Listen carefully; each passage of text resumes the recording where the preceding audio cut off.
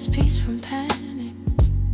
This is a new era, the age of alignment, where the wealth isn't in your wallet, it's in your nervous system, where the luxury is how soft your spirit can stay in a hard world. We used to search for secrets, but now it's easy to get the answers. Now the only question left is, who are you when the noise stops? I'm not chasing money anymore, I'm attracting meaning. I'm not trading hours for dollars, I'm trading fear for flow. I regulate, I rest, I rise, I build slow, I bloom steady, because real wealth is alignment. It's waking up safe inside your skin, it's walking in purpose without panics, knowing that your energy is your economy. So welcome to the shift, welcome to the calm after the chase, welcome to the age of alignment.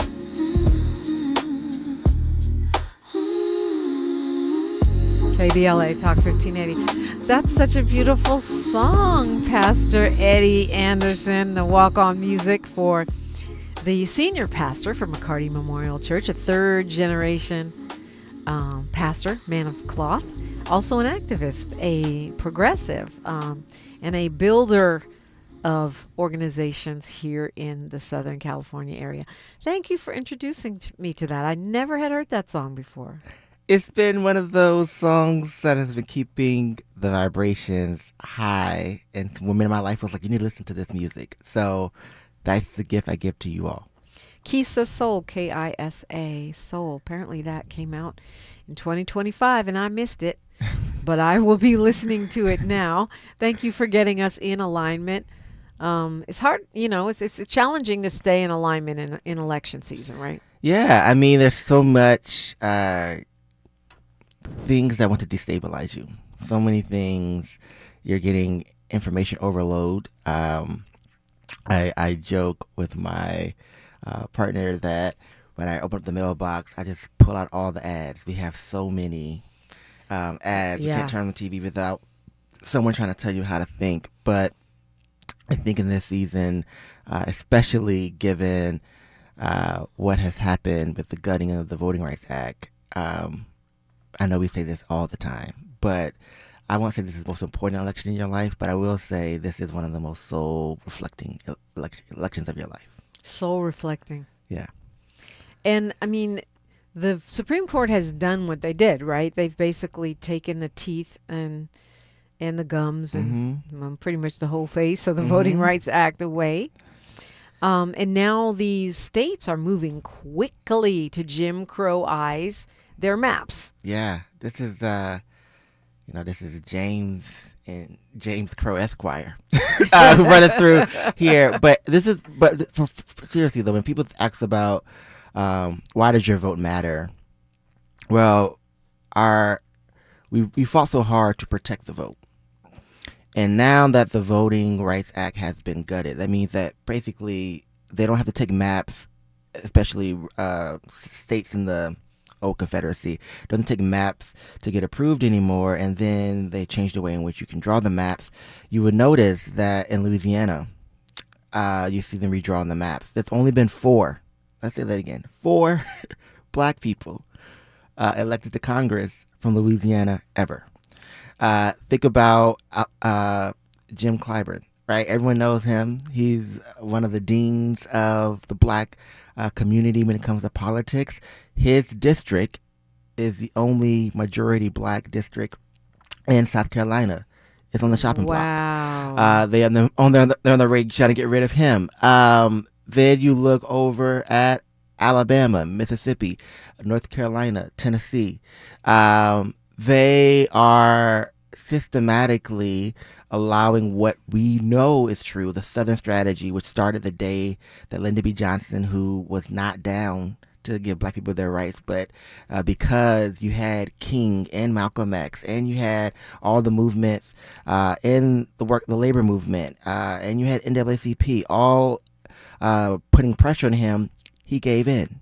You had Adam Clayton Powell, who did not mess with King, realize this is what we need in the moment. And so the question for us is, are we on our ancestors' shoulders? Are we walking our own mile? And if they could put their egos away, think about it. If Dr. King, Malcolm X, Adam Clayton Powell, the NAACP, the labor movement, could all, Fannie Lou Hamer, if Ella Baker, right? If all of them could put their egos aside and say, this is the thing that we need, and they all showed up together to make sure that the pressure was on the president, who was a white segregationist from Texas, who cosplayed progressive. I mean, he did some good things, but Lyndon B. Johnson was not, fully woke, as we would say. To put it mildly. And we could get, it done to protect our right to vote. And they've been working ever since to take it back, and they've won in that regard. But that's not the final say. So the bottom line is our vote is still important now, even though these maps are being redrawn to where the voting power is diluted. You're the one black vote in a sea of, or the one progressive in a sea of conservatives. You're saying that we still need to show up and vote because we can still win some things back. I think so. I mean, we've all talked about the rise of authoritarianism. So then if we're putting it on this, our democracy has been in ICU. And the Supreme Court just told them it's okay to pull the plug. Yeah. So, oof. Are we going to step in or not?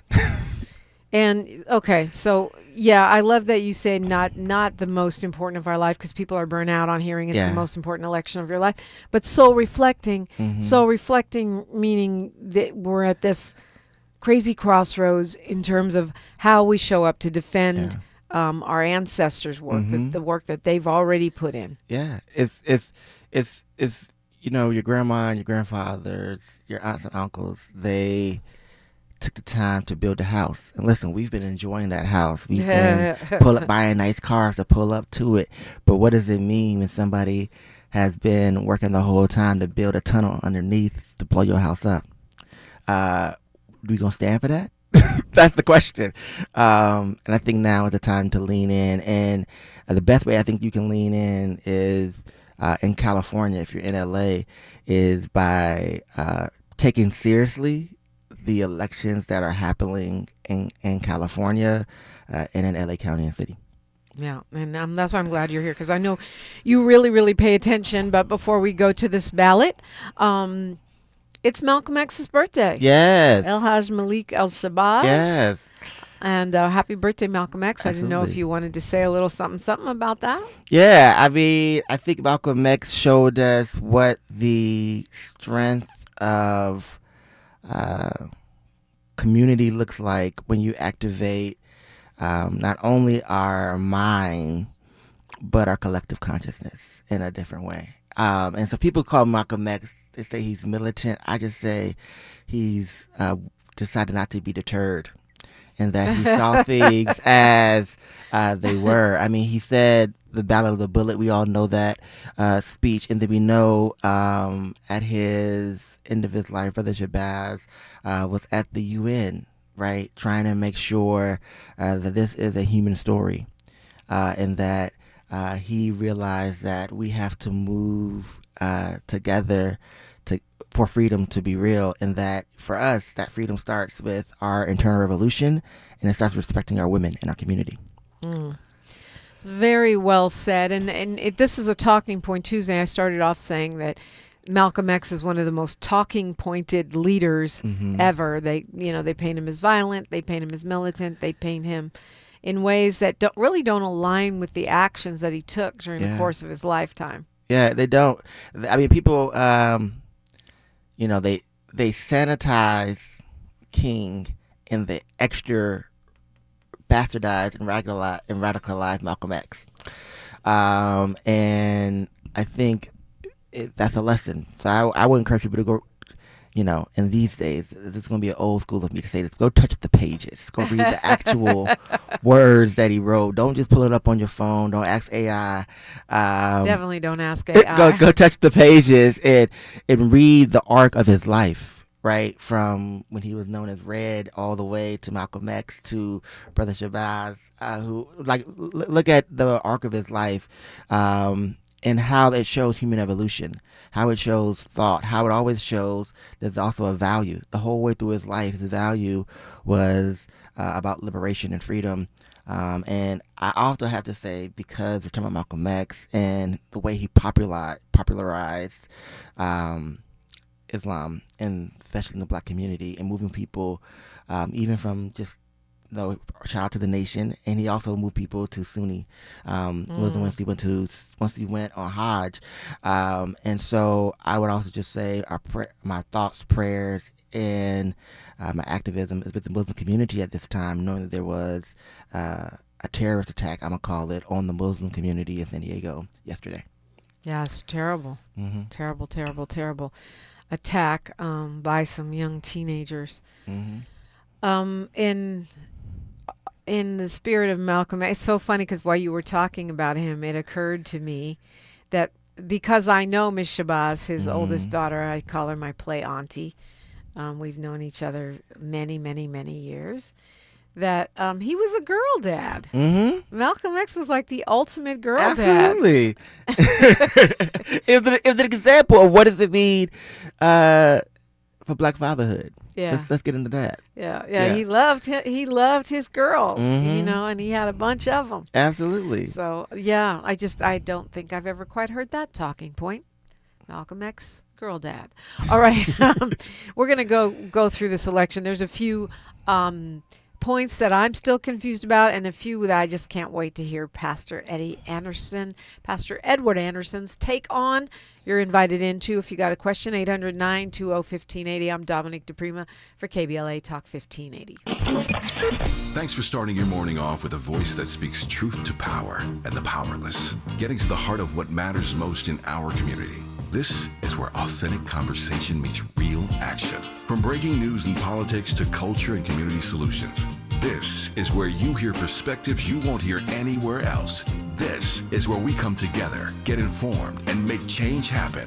You're inside First Things First with Dominique DePrima on KBLA Talk 1580. Good morning, sunshine. You make my day. Did you know about 1 in 3 people with plaque psoriasis may also develop psoriatic arthritis, which causes joint pain, stiffness, and swelling?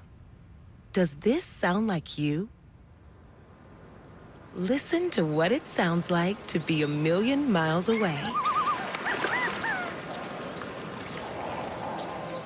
Tremfya guselkumab, taken by injection, is a prescription medicine for adults with moderate to severe plaque psoriasis who may benefit from taking injections or pills or phototherapy, and for adults with active psoriatic arthritis. Serious allergic reactions and increased risk of infections and liver problems may occur. Before treatment, your doctor should check you for infections and tuberculosis. Tell your doctor if you have an infection, flu-like symptoms, or if you need a vaccine. Imagine being a million miles away. Explore what's possible. Ask your doctor about Tremfya. Visit tremfya.com or call 1-800-526-7736. This is the story of the one. As a maintenance tech at a university, he knows ordering from multiple suppliers takes time away from keeping their arena up and running. That's why he counts on Grainger to get everything he needs, from lighting and HVAC parts to plumbing supplies, all in one place. And with fast, dependable delivery, he's stocked and ready for the next tip-off. Call 1-800-GRAINGER, click Grainger.com, or just stop by. Grainger, for the ones who get it done. An official message from Medicare. I turned 65 this year. I knew it was time to figure out Medicare, and I had questions, like when to enroll and how to enroll. So I went straight to the official source, Medicare.gov, to get the facts about Medicare. I found answers to all my questions, and I'm ready to get started. And so can you. Just go to Medicare.gov to get the real facts about Medicare. Paid for by the U.S. Department of Health and Human Services. The joint will be jumping. Ebony Repertory Theater, in association with Fig Street Films, brings you one of the most beloved musicals of all time. Tony Award winner, Ain't Misbehavin'. The soulful, swinging celebration of the music of Fats Waller. From the rollicking to the romantic, this show is pure magic, full of the songs that defined an era and the voices that'll make you forget everything else for a night. foot-stomping, heart-stirring, unforgettable. Don't miss Ain't Misbehavin' at the Nate Holden Performing Arts Center, starring Lettucey, directed by Ren T. Brown. This is the night out you've been waiting for. Tickets are going fast, so don't wait. Grab yours now at ebonyrep.org or call the box office today at 323-964-9766. Ebony Repertory Theater, bringing the culture, keeping the legacy alive. Ain't Misbehavin' runs May 21st through June 8th at the Nate Holden Performing Arts Center. Get your tickets now. The conversation continues right now with Dominique DePrima on First Things First. Okay, Pastor Edward Anderson is here. I'm not going to do what I said I should have done with Ed. I'm not going to start at the back of the ballot and go forward at the end of the ballot and move up, because otherwise we never get to things. But I do want to ask you your take on a couple of these less popular races that I was talking about. Okay. I was talking about lieutenant governor. There are 11 or 12 people running. Fiona Ma's the incumbent. Mm-hmm. She's got a little bit of a scandal going right now around a alleged sexual assault. And then Michael Tubbs is on here. I know him from when he was mayor of Stockton, advisor to the governor, and his championing of the universal basic income. Do you know any of these other folks? Do you have any thoughts on this? No, the main two people that I know, well, actually, yes, I do. So, Michael Tubbs, we know Michael Tubbs because Michael Tubbs was in Stockton. You probably saw him on HBO when they covered his story. He's a good brother who lived in Stockton, now lives in LA, but has been really giving some hard blows to poverty across this country with not only universal income, but also just sharing the stories and figuring out what are the policy interventions that we can do to get rid of poverty in our state and in our nation. So love what Michael Tubbs is doing. He's also he'll be the youngest black lieutenant governor, and I think he'll be the only black governor or lieutenant governor after Merv Donnelly. So think about that. Fiona Ma, we know about her and what she's done. Yes, there's some allegations in the paper. And then the other person that is now trying to make a comeback is, I believe his last name is Friday?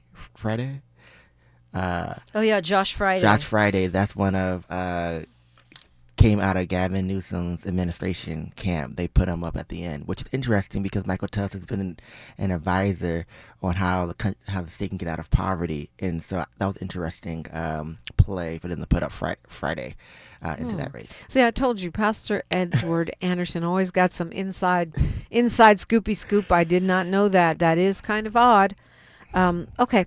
And then the other thing I was talking about was the insurance commissioner, something we generally don't pay much attention to. So, friends, please take a look at the insurance commissioner race. Why insurance commissioner race? Because we just saw the largest, most devastating fire in California, in LA. And we have seen that the way that people in the Palisades, we pray for them and their recovery, have been treated, and the way people in Altadena have been treated have been totally different. And guess who has been the big problem? The insurance companies about the payouts and the time how that happens. And guess who regulates the insurance companies? The insurance commissioner, right? And so if we want to talk about recovery, a timely recovery, a recovery that is culturally competent, then we need a good insurance commissioner to make that happen. If you want to talk about how do we get universal, health care, or even making sure that child care in California levels up, and that our seniors and our elders, and that Big Mama got good insurance coverage in California. It's the insurance commissioner race. It is the largest regulator in the country for insurance agencies. And so in that race, you have some interesting people, right? You have Jane Kim, who's the supervisor from San Francisco. She is a Korean American woman, but she's been doing progressive causes for a long time. I think she's the only true progressive in the race. And then in LA, you got two folks who are running. You got Ben Allen and Steve Bradford, both senators who are trying to move over to another gig. We know Steve Bradford if you live in Carson or in Inglewood. Ben Allen, he represents the West Side. And they are fighting it out.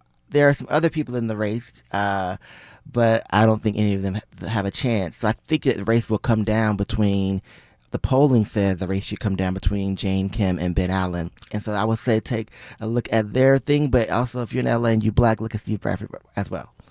So Bradford you think is a contender, but you think that from the polling you've seen, Senator Allen and Attorney Jane Kim are at the front of the pack. Yeah, that surprises me because I mean, but I'm not, I'm not in the Bay Area anymore. But I didn't know of Jane Kim.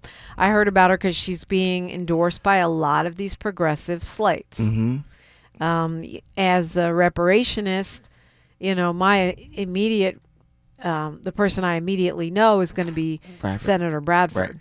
Right. And Ben Allen, of course, West Side, Mm-hmm. going to be more of a centrist. Absolutely. He's more of, Ben Allen's a centrist.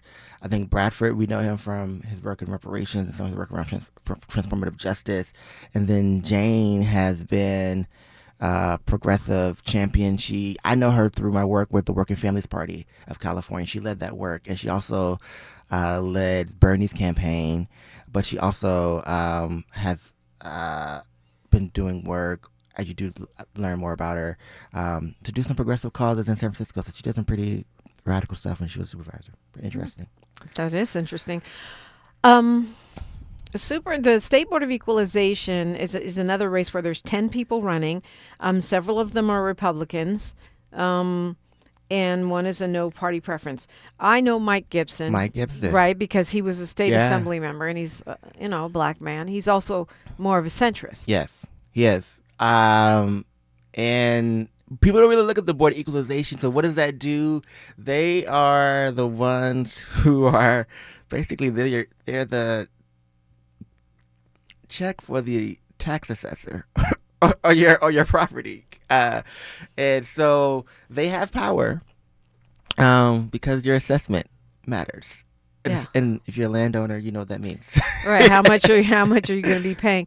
I noticed that a lot of these progressive slates are endorsing this guy Samuel P. Sakaton. Is that how you say it? Yeah, Sakaton?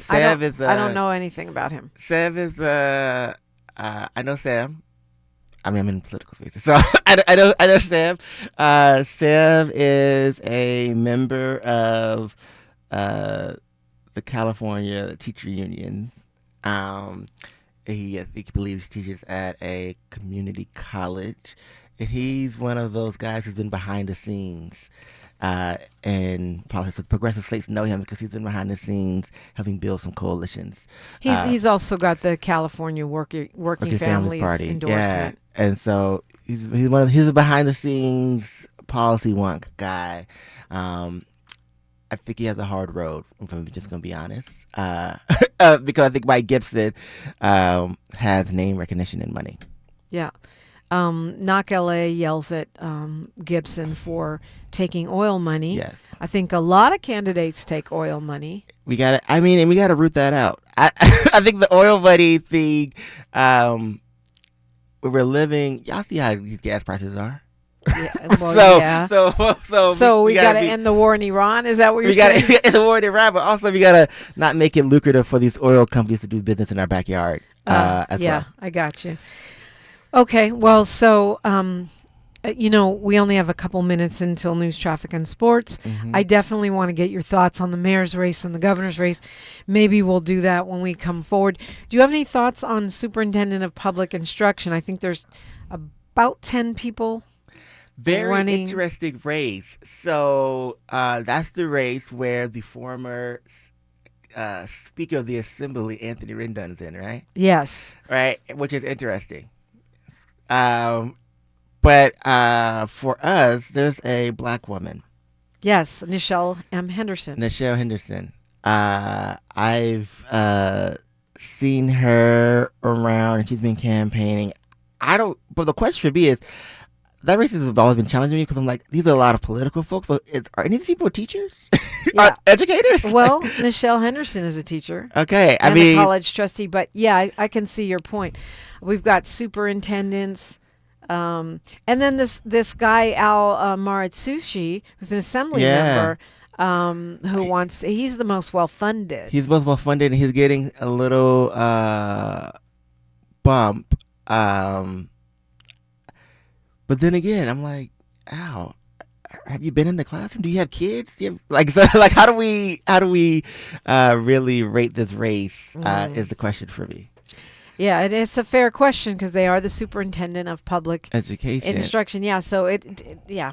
Well, again, here you have names that Rendon and Maratsuchi because they're sitting lawmakers now. But you also have this progressive groundswell around Nichelle M. Henderson. Yeah. Again, if you go and look at a lot of these slates, a lot of these sample ballots and voter guides, many of the progressive ones are supporting her. Absolutely. And think about this. What does this session look like? Tony Thurmond is in that space now, in a place where DEI has been on the cutting floor, where education in general has been on the cutting floor. California has been trying to keep the resistance real, and we're down for that cause. But I think you need an educator. Where in a place, think about Los Angeles, where a lot of our schools are in an interesting position where they are not having full enrollment. And there's a lot of absenteeism. So who's willing to lean in and know that story? I think you need somebody who's been in the classroom. News, traffic, and sports. And then we're talking governor and mayor on KBLA Talk 1580.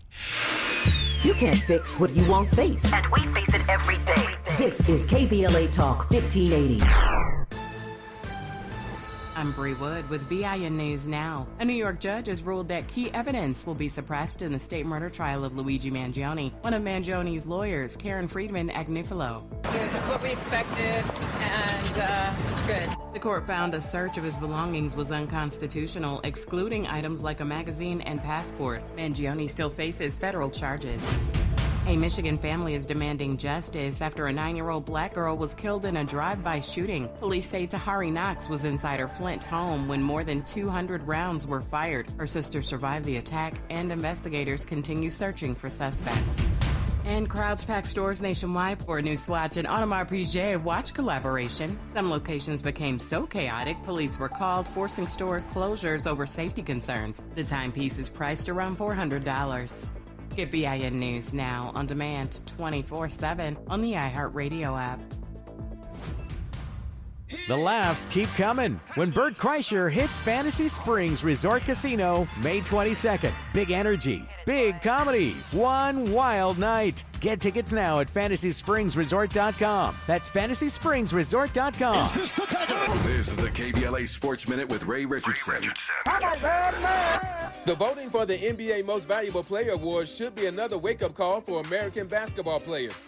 International players are dominating the NBA and are no longer on a different level than American players. They have caught up and in some cases have passed up the U.S., which for decades had a patent on developing the best basketball players in the world. Oklahoma City star Shai Gilgeous-Alexander of Canada was voted MVP for the 2025-26 season.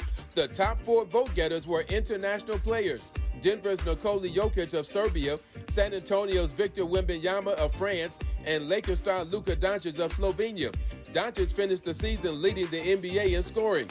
The past 8 NBA MVPs are international players. It's time for high school, AAU, and college coaches to figure out what they're not doing to keep up with the international game. No debates, no speculation, just the info you need. That's your KBLA Sports Minute. I'm Ray Richardson on KBLA Talk 1580.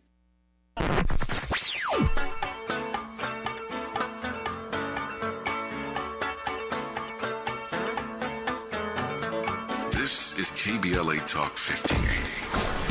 Talk radio that's music to your ears. We're unapologetically progressive. KBLA Talk 1580.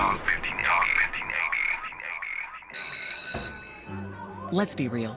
For too long, too many of our students have sat in overcrowded classrooms in underfunded public schools. But as head of the San Diego School Board, Richard Barrera changed that. Under Barrera's leadership, student literacy rose from the state average all the way to #1 among major urban school districts. Barrera led the way for smaller classrooms and for teachers to be paid what they're worth. Barrera funded more counselors and mental health services, and community schools that teach real-world skills for future jobs. A community organizer who became an education leader to fight for our kids. The only candidate for State Superintendent of Public Instruction. Backed by the 310,000 classroom educators of the California Teachers Association. Vote Democrat Richard Barrera for State Superintendent. Ad paid for by California Teachers Association Independent Expenditure Committee, not authorized by a candidate or committee controlled by a candidate. Going to a World Cup match in LA this summer? Ditch the parking stress and ride Metro. With direct service from across LA County, it's the easy way to get there for just $1.75 each way. Let me tell you something about Los Angeles. This city doesn't have small problems, so it damn sure doesn't need small, weak leadership. That's why I support Karen Bass. She walked into a system that was slow, broken, and reluctant to change. She cut through red tape and started moving people off the streets into housing. She created the Office of Community Safety to make our neighborhoods safer, supported wage increases for many underpaid workers, expanded contract opportunities for small minority business, and signed an executive order to give formerly incarcerated people a second chance. Karen Bass is about real change. I'm Samuel L. Jackson, and I've seen a lot of people talk tough. Karen Bass is tough. That's why I'm voting for Karen Bass, and you should too. So vote today. You received your ballot in the mail by now. You don't even have to go to the polls. Just fill out your ballot and hand it to your postal worker. No stamp needed. Paid for by re-elect Karen Bass for Mayor 2026, 445 South Figueroa Street, Suite 2400, Los Angeles, California 90071. Funding details at ethics.lacity.gov. Find a righteous rage and don't be afraid to say what you see. We're KBLA Talk 1580. Oh my, the conversation behind the scene is even juicier than the one on the air. Pastor Edward Anderson here. He is over the McCarty Memorial Church, which we all probably need to go to this weekend. 10:45, right? 10:45. Sharp. Sharp.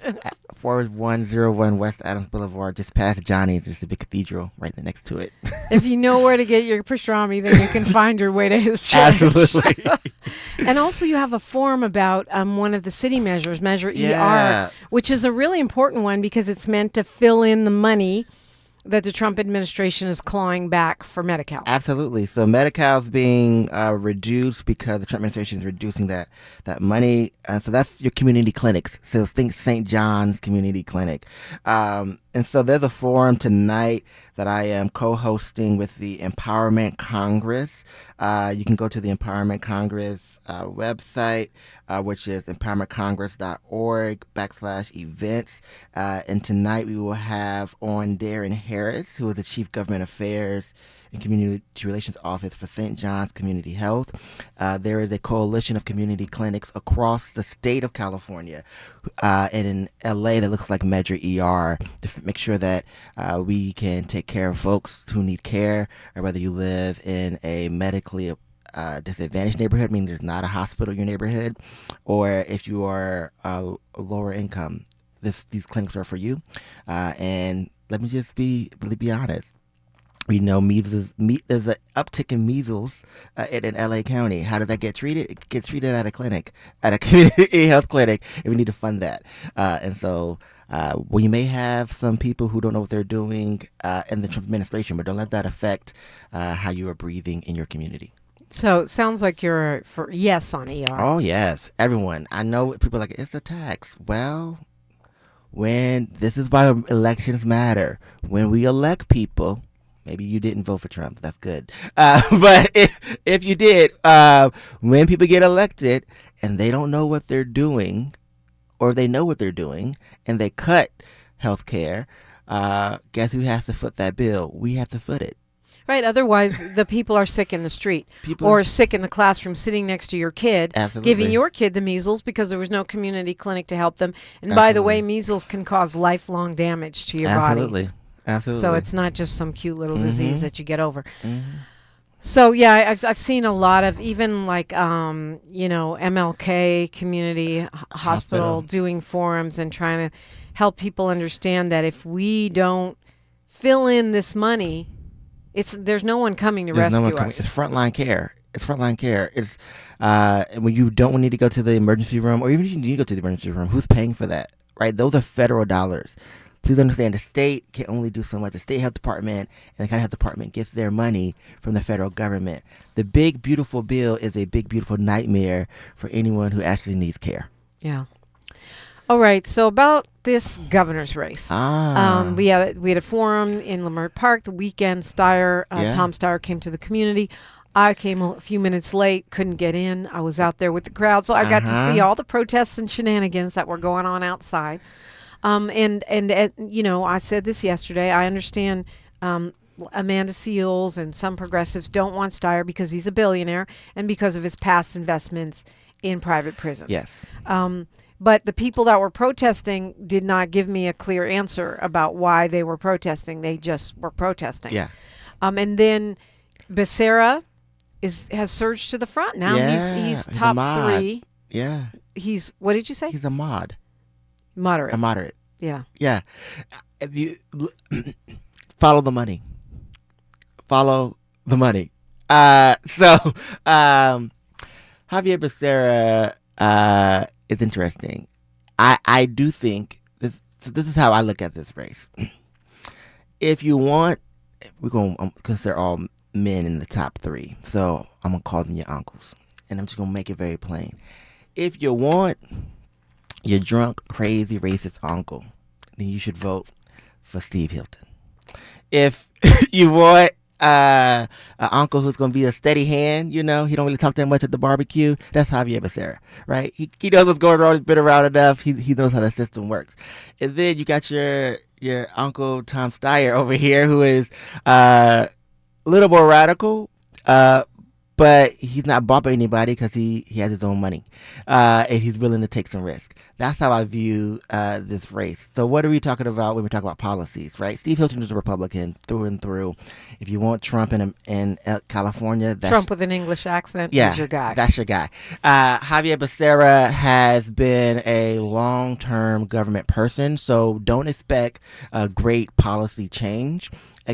Expect a steady hand, and I don't see him actually he doesn't want smoke. He's not going to get in the ring with Trump for real. I think he would do the things that will keep us safe, but not trying to make strides, right? Tom Steyer, people are like, he's a billionaire. Yes, he's a billionaire. But, if you're being honest, he got FDR money. Put it in historical context. Franklin Roosevelt had so much money that he married his cousin, right? If you put it that way. Think about it. Eleanor Roosevelt is his cousin. They keep the money in the family, but he does all this progressive stuff because he is able to create a safe social net. Because, he doesn't experience. FDR didn't grow up poor. He didn't grow up for the streets, right? But he understood. He had Eleanor. This is what you get with Tom Steyer and Kat Steyer. Mm-hmm. Right? And what about Aunt Katie? Oh, Katie, listen. I think Katie is the one she that auntie at the barbecue who knows everything, but I don't know if you want to leave your kids with her. Ooh. Well, Knock LA, to quote them, they said no one they interviewed had a positive experience with her office when she was in Congress. Yeah. Yeah. And that, to me, was a bit of an indictment. Now, I understand the sexism around the character argument. Absolutely. But also, I think Katie boss is problematic. I think Katie is brilliant when it comes to policy. My question is around how will she govern?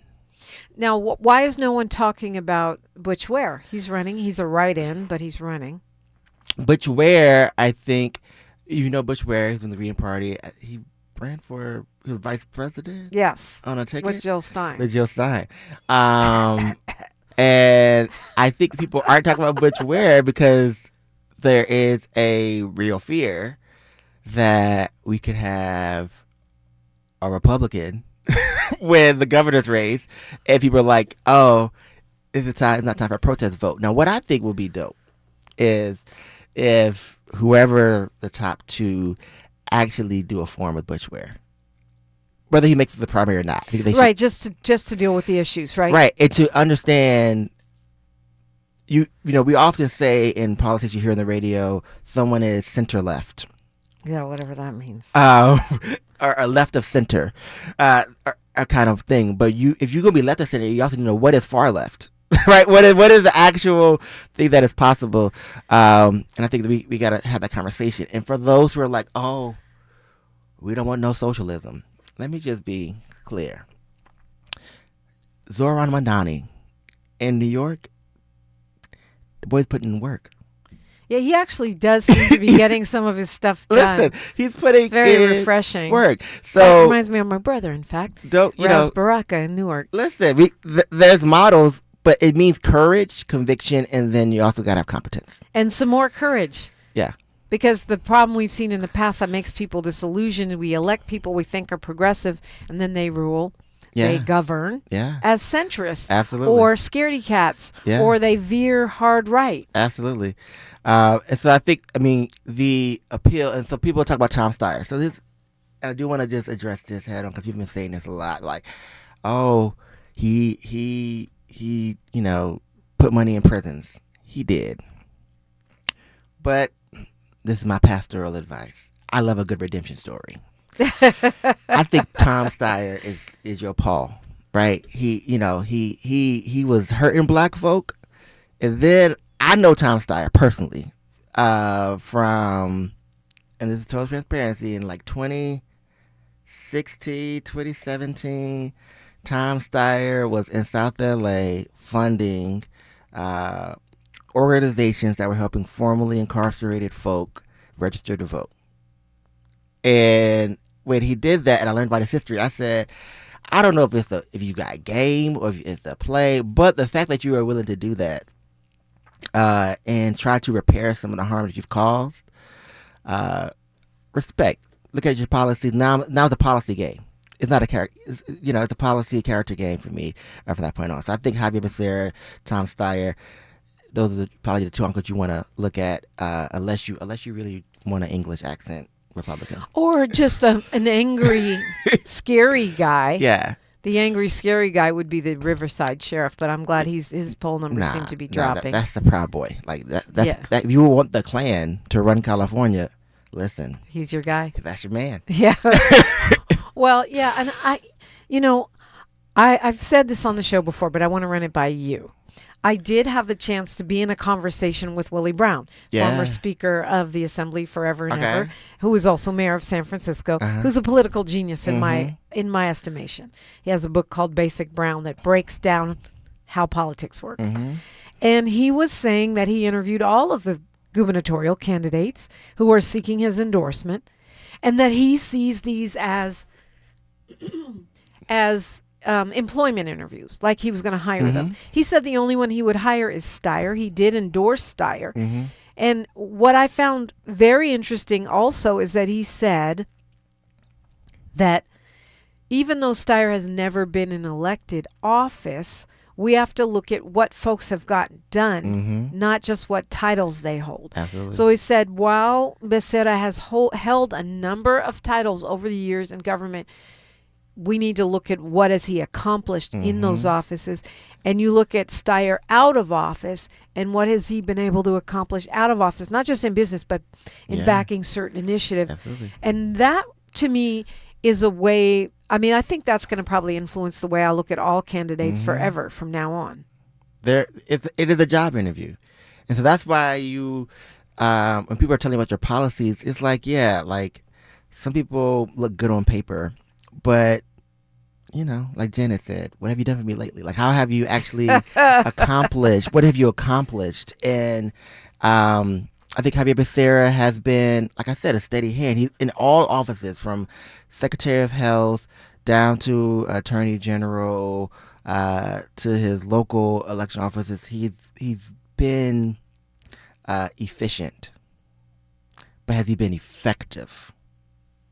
Yeah, well, that was the question that Mayor Brown was asking. I also think that I did not like Steyer's attack ads on Becerra when he said that he let children stay in custody or whatever. He's basically blaming Javier Becerra for Donald Trump's policies.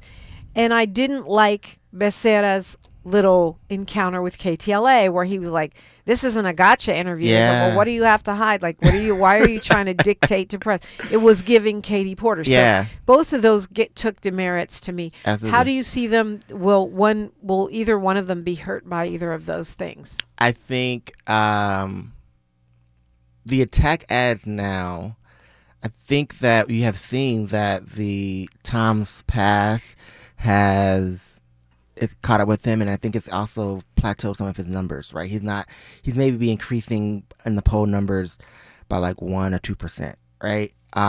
Still top 3, but 1 or 2%. Javier Becerra, what he was able to do was he had a great communication team, and he also has a lot of young people who are like working for him behind the scenes who have been able to translate his message and catapult him in the polls.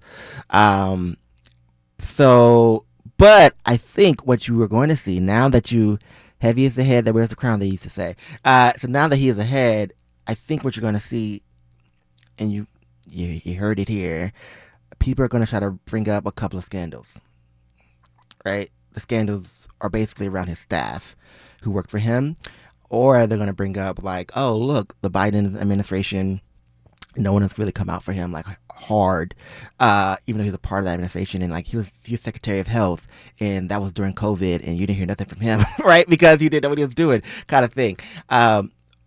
You have to, this like the song we played earlier. This is the age of alignment.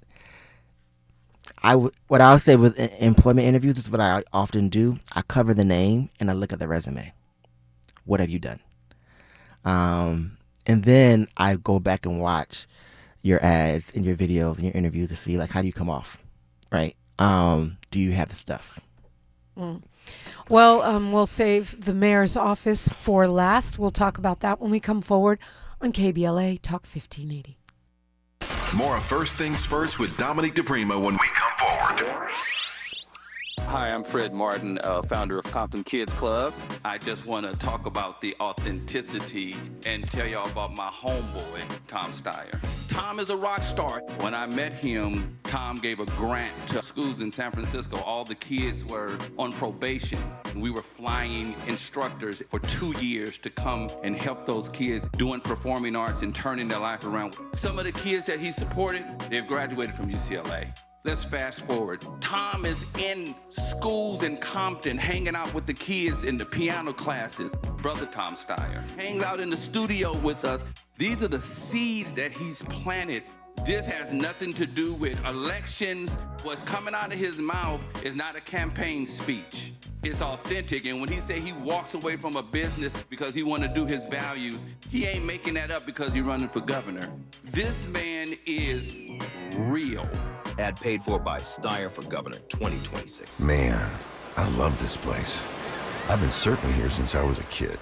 Now, seeing my grandson out on the water, it means everything to me.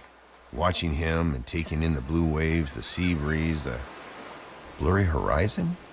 If you have geographic atrophy, or GA, subtle changes in vision could mean it's progressing toward irreversible vision loss. Izervay is proven to slow GA progression and could help preserve your vision for longer, so you may keep seeing the world around you. Izervay, or avacincaptad pegol, is an eye injection. Don't take it if you have an infection or active swelling in or around your eye. Izervay can cause eye infection, retinal detachment, or increased risk of wet AMD. Izervay may cause blood in the white of the eye, blurred vision, or a temporary increase in eye pressure. Do not drive or use machinery until vision has recovered after an eye injection or exam. Ask your retina specialist how you can slow your GA with Izervay. To learn more, call 1-855-IZERVAY or go to izervay.com. Paid for by Astellas Pharma. We're not for everybody, but we're for everybody. You're listening to KBLA Talk 1580. Pastor Edward Anderson is here. We can find you on socials where? Instagram, look for Eddie L. Anderson. and you can see the work we are doing there, or you can follow either one of the organizations that I lead. McCarty Memorial's McCarty Connect on IG, and Partnership for Growth LA is Partnership for Growth LA on IG. Partnership for Growth LA. Now, you also have a Measure ER forum tonight. Measure ER forum tonight. It starts at 6 p.m. You'll be out by 7, so you can watch your basketball game. We have Darren Harris. It is co-sponsored by the Empowerment Congress, talking about how do we get health care in our communities. Measure ER is a ballot measure for the county to vote on to do a backfill for the money that was stripped from us for health care. That means your community clinics. That means your ER rooms, your emergency rooms. That means your kids getting shots. How do we keep that funded? Mayor's race. We just got a few minutes here, but it's a complex race. A lot of people are running. Your thoughts? Yeah, so I put these categories. This is the first mayor's race where we will have to vote in November for real, y'all. Yeah, there will be a runoff. There will be a runoff. So Karen Bass is our mayor. She is the second Black person to be mayor, the first woman to be mayor. But more importantly, she is a person who most people in the community know. Right. And so I say, trust your values, trust your gut. You have Spencer Pratt. Come on, y'all. We've done this before. A reality star who has no government experience. With AI ads. Who's a villain. And trying to rap like running the Fresh for Prince. office. I think I've seen the story before. I think it was called Donald Trump. So let's be real. I get it. We want the fire recovery. I get it. We want homelessness to improve. I think if you really want that, then your only real options are either Karen Bass, Nithya Raman, or Ray Wong.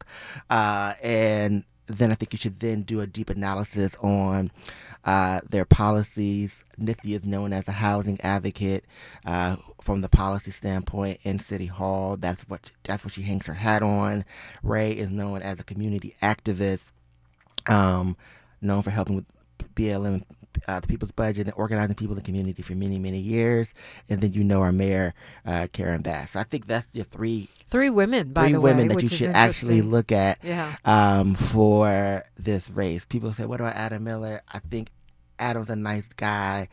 I don't think he's been in the game long enough for people to actually take him. He's a moderate, right? He got in once Austin Butner left, right? But when Austin Butner left, Austin Butner money went to Nithya Raman. Just look at that. So I think you have to follow the money and follow the trail. I'm surprised how many progressives are supporting Raman when they've complained all along that she votes in lockstep with the mayor. Yeah, she is. So here's what you should know about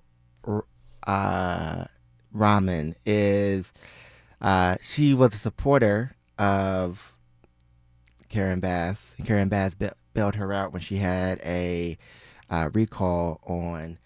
She is running on a policy that is not that sexy, actually. It's not the progressive flash in the pan policy. She's running on a policy that says a city that works for you. So what she's basically running on is saying, like, I want to fix your potholes. I want to make sure your lights work on your street.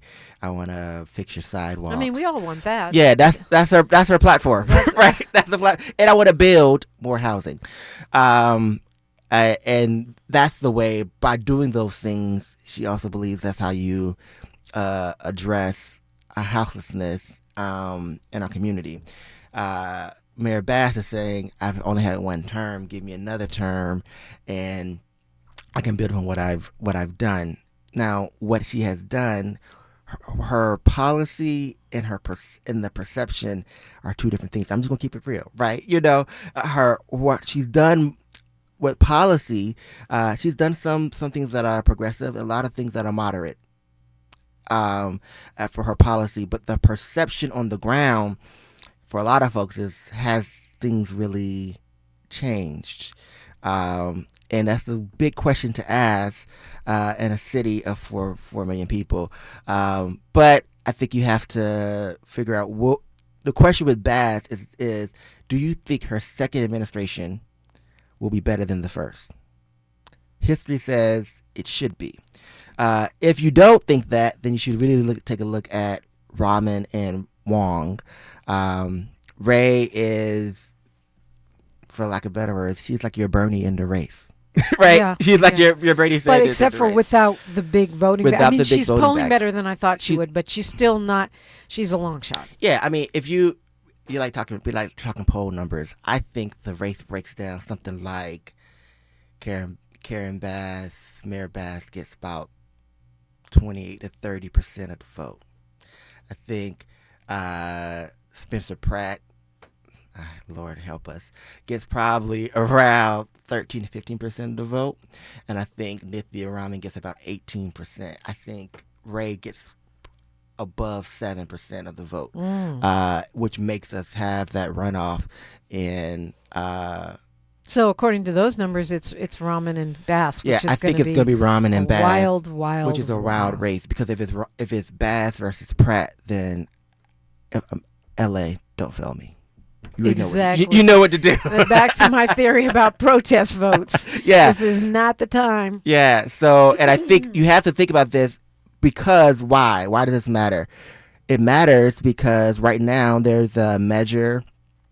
Yes, the city needs more functionality, right? So we need to get our sidewalks fixed. We need to get our lights fixed. It takes like 18 years to trim a tree in the city. We got to fix those things. And we also got to look at how are we dealing with houselessness with the World Cup and Olympics coming to our city. How are we dealing with capturing revenue? How are we dealing with building housing? These are issues that will shape the next 10 to 20 years of Los Angeles, and they're on the ballot. How does it look for us when in November you have to go to the polls and actually vote on the charter reforms that are being discussed right now in City Hall, which will change the power of the mayor and the city council? Wow, gosh. Right? That's why this election matters. Wow. Pastor Edward Anderson, thanks for waking us up and giving us some great insights. Thank you for having me. And remember, age of alignment. Amen. Renty Brown next after News, Traffic, and Sports right here. KBLA 1580 Santa Monica. I'm Bree Wood with BIN News Now. A New York judge has ruled that key evidence will be suppressed in the state murder trial of Luigi Mangione. One of Mangioni's lawyers, Karen Friedman Agnifilo. It's what we expected, and it's good. The court found a search of his belongings was unconstitutional, excluding items like a magazine and passport. Mangione still faces federal charges. A Michigan family is demanding justice after a 9-year-old black girl was killed in a drive-by shooting. Police say Tahari Knox was inside her Flint home when more than 200 rounds were fired. Her sister survived the attack, and investigators continue searching for suspects. And crowds packed stores nationwide for a new Swatch and Audemars Piguet watch collaboration. Some locations became so chaotic, police were called, forcing stores closures over safety concerns. The timepiece is priced around $400. Get BIN News Now on demand 24/7 on the iHeartRadio app. The laughs keep coming when Bert Kreischer hits Fantasy Springs Resort Casino May 22nd. Big energy, big comedy, one wild night. Get tickets now at FantasySpringsResort.com. That's FantasySpringsResort.com. This is the KBLA Sports Minute with Ray Richardson. The voting for the NBA Most Valuable Player Award should be another wake-up call for American basketball players.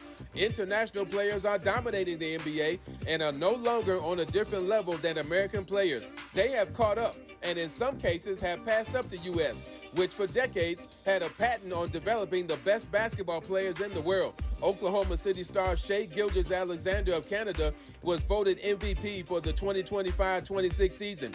The top 4 vote-getters were international players: Denver's Nikola Jokic of Serbia, San Antonio's Victor Wembanyama of France, and Lakers star Luka Doncic of Slovenia. Doncic finished the